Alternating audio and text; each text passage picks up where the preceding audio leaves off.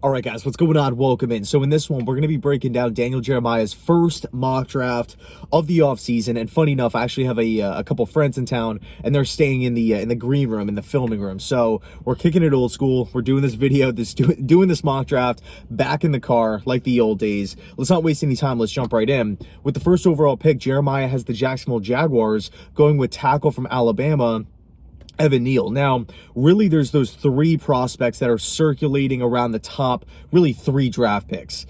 Kayvon Thibodeaux, Aiden Hutchinson, Evan Neal. The good news for the Jacksonville Jaguars, all three of those guys would not only just be day one starters, but they would be instant upgrades, future cornerstones of the franchise. Now, the only problem, two of those guys are defense, one is offense. Now, now the question turns to which is more important, getting after the passer or protecting the passer. We don't even have to look at the Jacksonville Jaguars roster to know who the most important piece is of that franchise moving forward. It's obviously Trevor Lawrence, the first overall pick in last year's class. So I understand the logic here. Neal can play on the left side of the O-line, the right side of the O-line. He could play guard. He could play tackle. Tons of years of production in the SEC. Tons of starts under his belt for Nick Saban. I would agree with this pick, right? Now, I think if I was running the Jacksonville Jaguars, I would go after the pass rusher.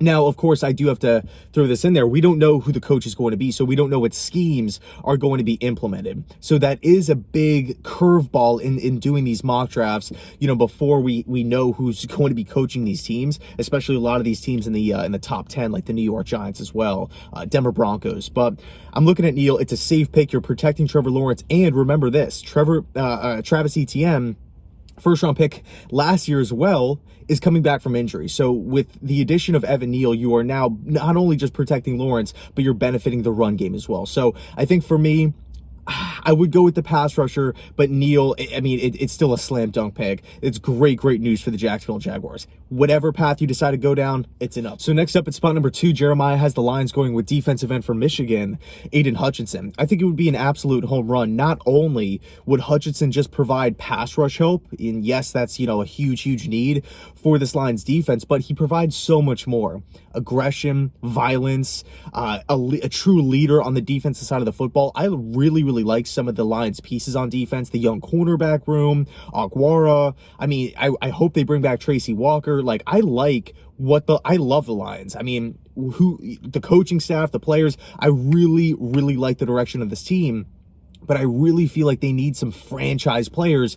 Hutchinson will provide that. And, I didn't bring this up before because there is a chance he could leave. But assuming Aaron Glenn is the defensive coordinator, I think Hutchinson would come in and fill that scheme exactly. I think he would fill it to a T, really. And, obviously Thibodeaux is here on the board as well. And both guys are such great pass rushing prospects. But I do feel like if both are on the board, and I'm assuming Aaron Glenn is the DC, you have to give the edge to Hutchinson because of system fit. Now, I'm not saying, it's this huge undertaking to get Kayvon to fit the Aaron Glenn system. No, not in the least. But I do feel like Hutchinson in the Glenn system is more of a natural fit. But hey, if the Lions end up with Kayvon, it is still an A+ draft selection. So you can't go wrong here if you're Detroit. Two major prospects here for the taking, and he's going with Hutchinson. Next up, Houston Texans. Safety Kyle Hamilton from Notre Dame. Okay, now this one caught me a little bit off guard because, we're going through the offseason here. Granted, it's mid-January. We all know how good of a prospect Hamilton is, what he's done at Notre Dame, how he projects to the next level. He just does so many different things. His versatility, positional versatility. You can line him up at nickel corner if you need him to. Free safety. He's a true ball hawk. He could come down and support in the running game. He just does so many good things. He's an explosive athlete, high defensive IQ. To me, this pick just kind of feels like Kyle Hamilton is a really good player. He's going to be a really good pro. Houston needs really good players. It's not so much huge position of need because, Reed at safety is going to hit the open market, and there's going to be a lot of safeties on the open market. Tracy Walker from the Detroit Lions, Marcus May, New York Jets, Jesse Bates, one of my favorite players from the Cincinnati Bengals, Marcus Williams Saints. There's going to be a lot of safeties. So I'm looking at this draft pick. I think mid-January, I understand it right now from that perspective. Like, okay, Houston just needs good players. Who's a good player? It's Kyle Hamilton. But I don't know. For me, I think if I'm Houston, a lot of one-year deals on that team, a lot of guys set at the open market. I think I would try to bring back Reed for, 1 to 2 more seasons, or, take some of that money and go bring in another safety. And now this 3rd overall pick opens up to where you can go draft Thibodeau here, and hopefully he could be there for the next 8 to 10 seasons. So Kyle Hamilton, I love him. I absolutely love him as a prospect, but I don't necessarily know how we like to fit in Houston. Now, I'm not too concerned about, scheme fit with Hamilton, and because we don't know who the Texans head coach and, what schemes are going to be implemented there. We don't know all that stuff yet, but Hamilton is such a versatile guy. You feel comfortable with him in cover 1, 2, 3, 4. Like, he could do so many different things. Really, he's like you could just do so much with him. So moving on to the New York Jets here, Kayvon Thibodeau. What an absolute dream. I mean, this mock draft, right, at least for the top 4 here, it almost feels like Jeremiah made these picks with like a Jet hat on, like to get Thibodeau to fall to the Jets at spot number 4. I mean, that's the absolute dream. Fits the system. Really, going back to high school, number 1 high school player from LA, commits to Oregon, does not disappoint, 3-year starter. And I mean, he was wrecking the Pac-12 since day 1, okay? This guy gets in the backfield consistently, hunts quarterbacks. Thinking about Thibodeau in green and white next season gets me amped up. I don't want to go too far down the rabbit hole because I don't necessarily think it's realistic. I don't see Houston passing on him if he's there, but just again, hypothetical mock draft here, Daniel Jeremiah, A++ pick. A++. I mean, Thibodeau and Carl Lawson coming off the edge in Salah's 4-3 system is that quarterbacks will legit have nightmares before the game. I mean, it is insane. You look at the division. Okay, Mac Jones, not the most mobile guy. You have to get in the backfield. The ball comes out quickly, super quick release. That whole system is all about quick passing. Josh Allen, absolute stud, top 3, top 5 quarterback in the NFL, mobile guy. You need to get after Josh Allen. Buffalo, just such a well-ran team. And Miami, obviously a question mark. Will they be keeping Tua this offseason? Will they try to make a move? So many question marks. You have to get after the quarterback in this day and age. Arguably the best prospect in this draft is here for the Jets at spot number 4. You have to take him. Fits the system. You have to take him. So I would absolutely love it. Next up, spot number 5, he has the New York Giants going with Ikem Ekwonu, tackle from NC State. Another A pick here. I mean, the Giants need help at tackle. I mean, there's no doubting that. I like Andrew Thomas. Is he elite? Right? Would I put Andrew Thomas in the the top 3, top 4 tackles in the NFL? I wouldn't. But, you're looking at that offensive line, they struggled. Okay, you have to get better at the tackle position specifically. I think Ikem would provide a sense of aggression, a sense of violence. He would also help out the running game, much like Neal would with the Jacksonville Jaguars. Saquon Barkley's the guy that needs to get going. Ikem's the guy that would instantly come in and be a day one starter. He would be a day 1 upgrade over who they currently have. And of course, the Giants are, one of these teams with a head coaching vacancy. So it should be interesting to see who they bring in to run the offense. Will they bring in an offensive-minded head coach? If they bring in a defensive guy like Brian Flores, who's going to be calling the offense because Flores doesn't have that, he's been recycling different OCs down in Miami for years now. But no, I think Ikem is a safe player. I think he's a high floor type of guy, but really in the running game, man, that's where Ikem shines. A lot of production at NC State in the ACC. I think this would be a great pick. I think a lot of Giants fans would be happy with this as well. And then Charles Cross is another guy. I think if you bring in a Brian Daboll, maybe you can look at Charles Cross because we know Brian Daboll likes to throw the football a lot, and Charles Cross is an absolute monster in pass pro, where I feel like Ikem does a good job in pass pro, but really in the running game is where he shines. But moving on to the Carolina Panthers here, Jeremiah has Carolina going with Ahmad Gardner. I love Gardner. He is a great prospect. A lot of you guys like Gardner as well. I mean, just violent, just an aggressive player. He's not afraid to get his hands in there, get his hands on wide receivers, stick his nose in, make a hit, turnover machine. Gardner does a lot of really good things. But I think right now for the Carolina Panthers, there's bigger needs. I mean, you just drafted J.C. Horn in the top 10 last year. Jackson's on the team. Okay, I like Dante Jackson a lot. I think he's an underrated player. You traded for CJ Henderson last year. He's going to be under contract. They acquired they signed Stephon Gilmore once he was released from the New England Patriots. And Gilmore will be a free agent, but it just goes to show that this team has been loaded at the cornerback position last year. You know, I like a lot of their pieces on defense with Brian Burns and Jeremy Chin. Like, Carolina has so many things figured out. I just don't know if you want to go for another cornerback here with the 6th overall spot. I mean, Charles Cross is on the board. I think I would go with Cross here if I was Carolina. Or, hey, I mean, if you don't feel comfortable with, you know, PJ Walker, Cam Newton, Sam Darnold next year, all the quarterbacks are here too. You know, Malik Willis, Carson Strong, Kenny Pickett. Like, you have your Matt Corral. You have your choice of the quarterback position here. Now, I will say, I do feel like Carolina will be really, really aggressive in trying to acquire, you know, a Russell Wilson, a Kirk Cousins, Jimmy G, Deshaun Watson, one of these guys that will be on the move, one of these like big name marquee guys. I think Carolina will pull the trigger this season. They didn't last year. They obviously acquired Sam Darnold, gave up a lot, so they don't have a 2nd-round pick this year. They don't have that 4th-round pick. It's tough, man. It's tough. I mean, knowing that you're not going to be picking for a long time to go with Ahmad Gardner. Again, it's nothing against Gardner. I love him.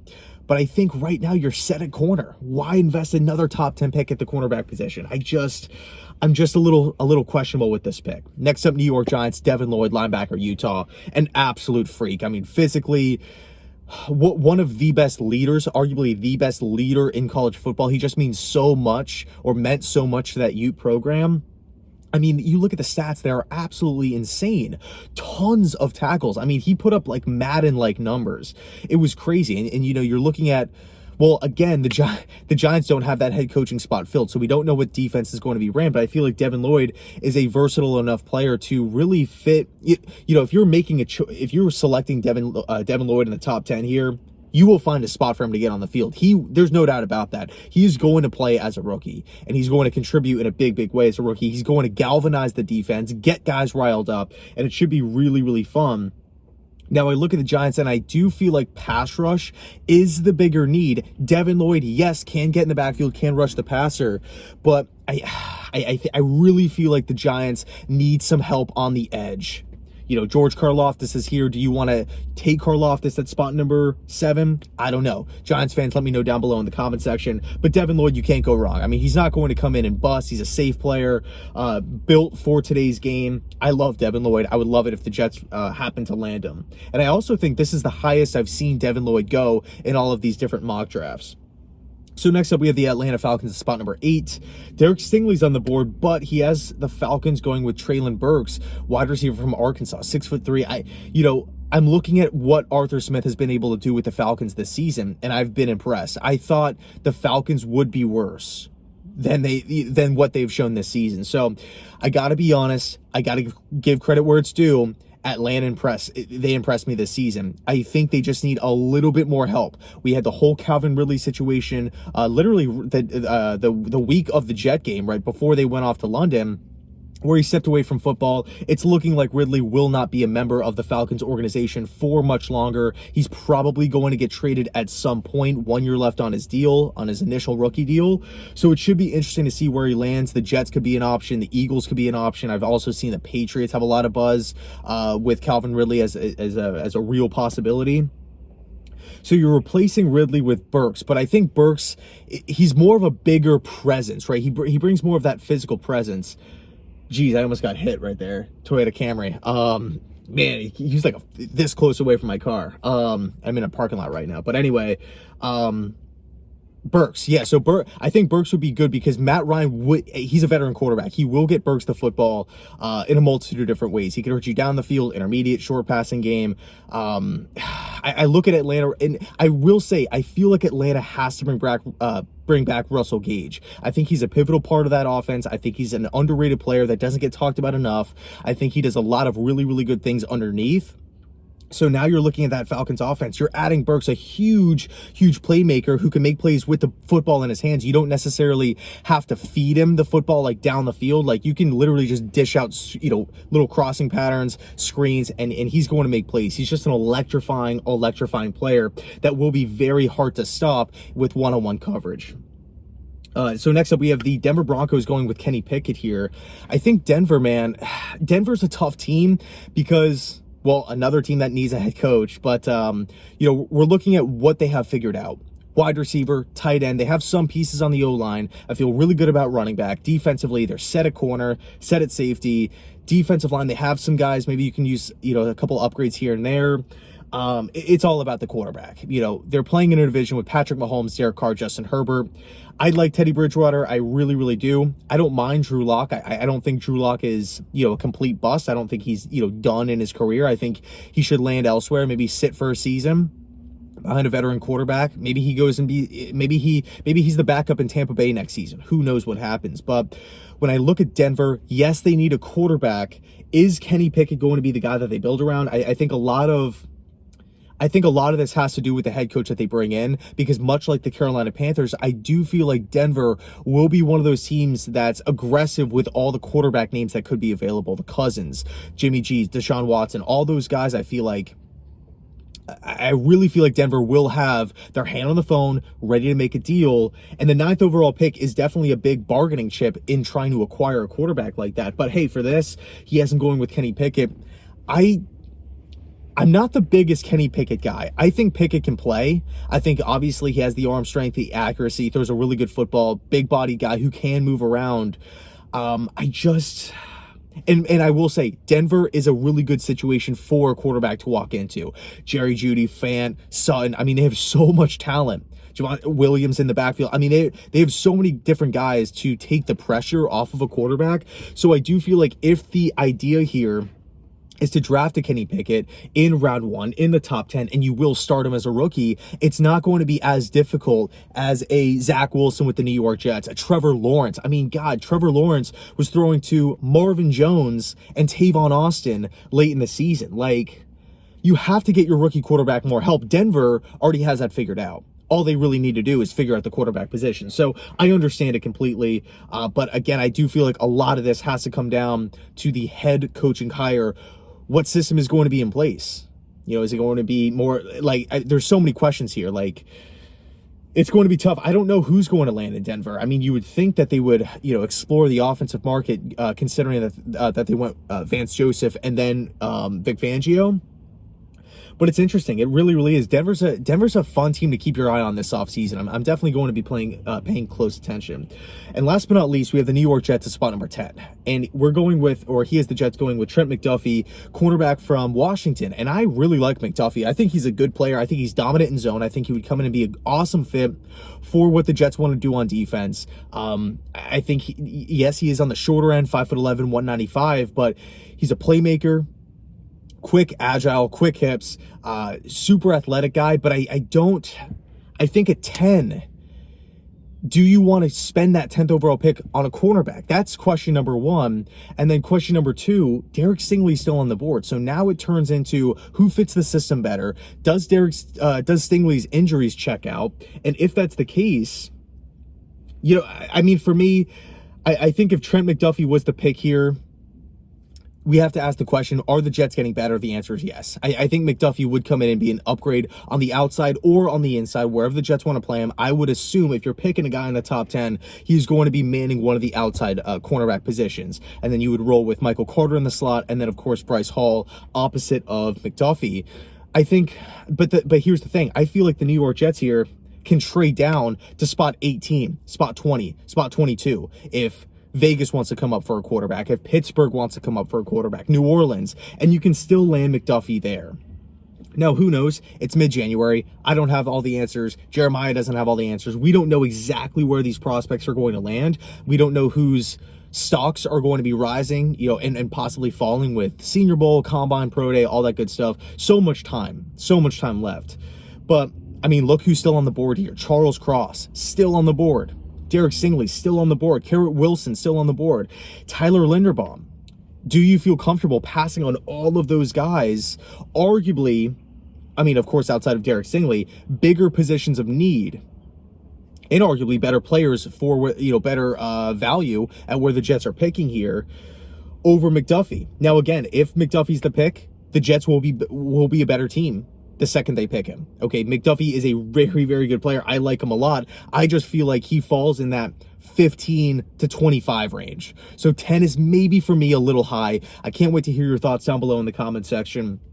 Let me know. I really, really am excited to kind of see where everybody stands on McDuffie at 10. And it's weird because, you know, we land the pass rusher at 4. So Karlaftis is kind of, you know, that's kind of out of the question. So I don't know. I just feel like there's a lot of really, really solid prospects at bigger needs. Yeah, it's interesting. Let me know your thoughts down below in the comment section. Thanks so much for watching. And as always, go Jets.